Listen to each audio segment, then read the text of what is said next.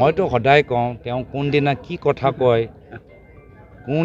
কথা কয় এদিন মিত্ৰতাৰ কথা ক'ব, এদিন কিবা বেলেগ কথা ক'ব।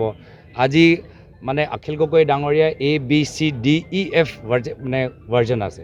আমাৰ কথাখিনি অটল, আমাৰ কথাখিনি স্পষ্ট। আজি আমি অখিল গগৈ ভাৰ্জন 3.0 বা 4.0 চাই আছোঁ। কাইলৈ কোনটো চাওঁ, কাইলৈ আকৌ তেওঁ আগৰ স্থিতিত নাহে, পৰহি কোন স্থিতিলৈ যায় কোনো ক'ব নোৱাৰে। আমি বাৰম্বাৰ কৈছোঁ মিডিয়াৰ সন্মুখত নহয়, কিবা যদি বুজিব লাগে, যদি ৰাহুল গান্ধীৰ কথা তেওঁ বুজি পোৱা নাই, আমাক ফোন কৰিলে সুধিলে হ'ল। চব মই ভাবোঁ তেওঁ মনৰ চিন্তাটো আঁতৰত থাকিব। মইতো সদায় আমাক কৈ আছোঁ যে আমি ব্যক্তিগতভাৱে সকলোৰ লগত আমি কথা পাতি আছোঁ, যাৰ ফলত যে কোনোৱে যে ভুল নুবুজে। আমি যিখিনি কথা অলপ 10 দিন আগতে গুৱাহাটীত আমাৰ মাছখোৱাত ক'লোঁ, তাৰ পৰা আমাৰ স্থিতিটো কিয় আমাৰ সলনি হ'ব? যি কথা আমি মাছখোৱাত নাগৰিক মঞ্চত ক'লোঁ, আমাৰ স্থিতি একে অটল। যদি ক'ৰবাত কেতিয়াবা পৰিৱৰ্তন হয় আপোনালোকক জনাম।